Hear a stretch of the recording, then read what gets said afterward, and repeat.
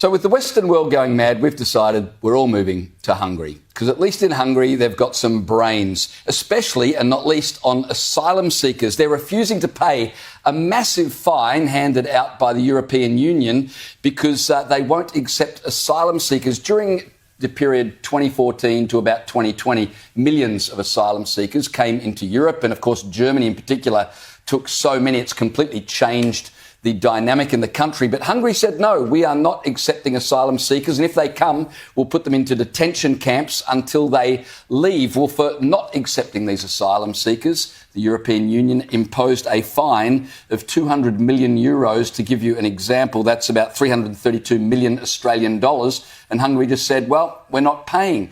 So the EU have given them one more deadline to pay. I think September 17 is the deadline, by which time if they don't pay this fine, then that amount of money will be deducted from what they receive from the EU budget. So that's what's happening, but Hungary are not impressed and they are unmoved.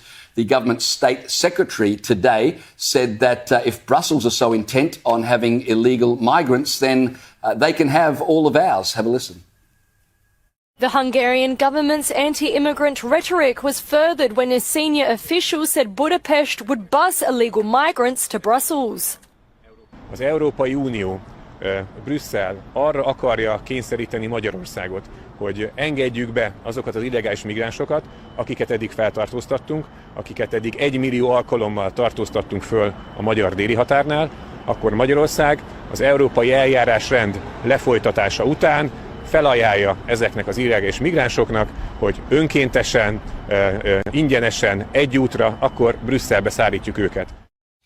Now, of course, Caleb, that's a brilliant idea, but if they do bus all these illegal migrants to Brussels, then they'll get another EU fine for breaching their carbon emissions limits. That'd be right. But the leaders of Hungary have said this asylum seeker issue is an existential threat to national sovereignty and to social cohesion, and they are having no part of the EU's fetish for taking everyone from everywhere and allowing them to join their country. They should be given carbon credits for putting them on buses instead of planes, to be perfectly honest. But they are so right, and they're the only country just about in Europe that is standing up against this nonsense. And it's hard to be a lone voice in the wilderness, but they're saying, look around Europe, and you only have to look around Europe. Look at the EU elections just a couple of months ago and the response, the overwhelming response of Europeans to the mass migration that they have seen in their countries.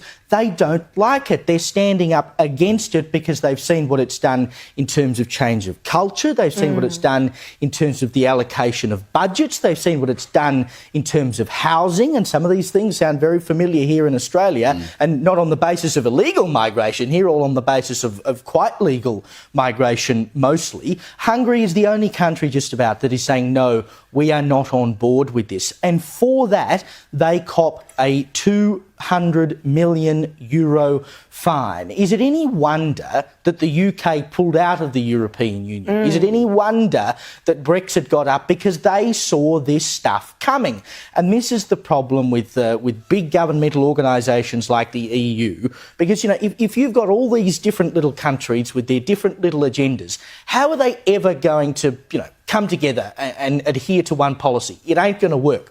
And it's in situations like this where they try to impose clearly damaging policy across the entire continent. Someone has to say no, but then they're the leper for doing so. What kind of policy is this that you are forcing European Union members to just take illegals?